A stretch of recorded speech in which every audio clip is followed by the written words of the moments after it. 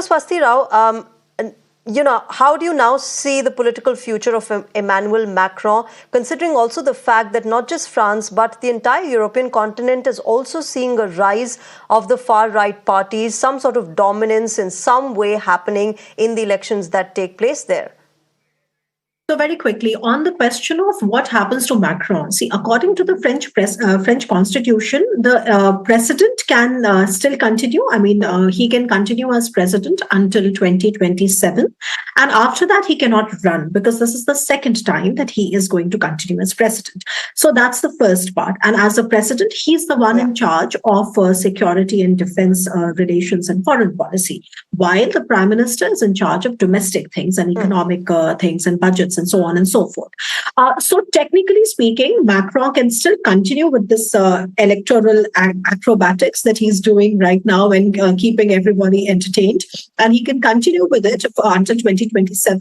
But what is very, very clear, Shreya, and it cannot be overstated, that he is going through a major crisis of legitimacy because the French electorate has been voting him out again and again. And it is only because of constitutional provisions that he's still carrying on. And he seems to be very, very defiant when it comes to continuing until 2027, regardless of what.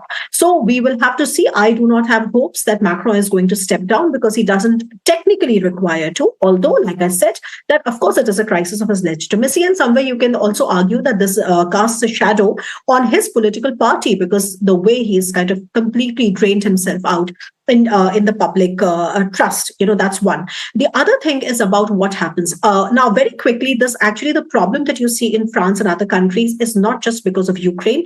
Please, let's understand that this circle of deficit and debt that you see the major economies in Europe going through has actually been happening for years. If you look at the EU rules, because EU functions as a common economic bloc, member states must keep their budget deficits below 3% of their GDPs and the government debts below 60% of the GDP. So this is something which is laid out in the EU constitution. Now, very quickly and without making it too cumbersome, what I wish to tell you is that it is for years that France and major economies have not been able to keep up with these limits and have been overstretching and overstraining their economies. And then COVID added to it, and then Ukraine war added to it. So the kind of crisis that you see in Germany is also somewhere happening because the debt is growing like anything. France, the debt is growing like anything. And this does not have a simple answer because if you now want to do something about it, you have to raise taxes. And how do you raise taxes? I mean, do you go to the middle class to raise taxes? Do you go to the rich to raise taxes? And then finally, you have a phenomena of the rise of the far right. So no matter what the centrist parties do, somewhere they are also looked upon as responsible for not taking the decisions which were required to be taken when the situation was not so dire.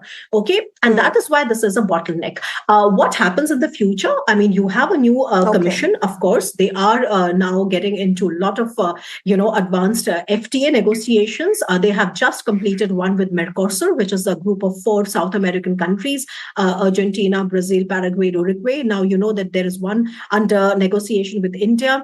You also know that with Donald Trump coming back, there is an added, pressure on the Europeans because Donald Trump has made it very clear that you have to spend at least 4 to 5% of your GDP if you don't want me to step out from NATO. Obviously, this is something which is very, very ambitious. I have doubts whether they'll be able to do it. But all said and done, they have...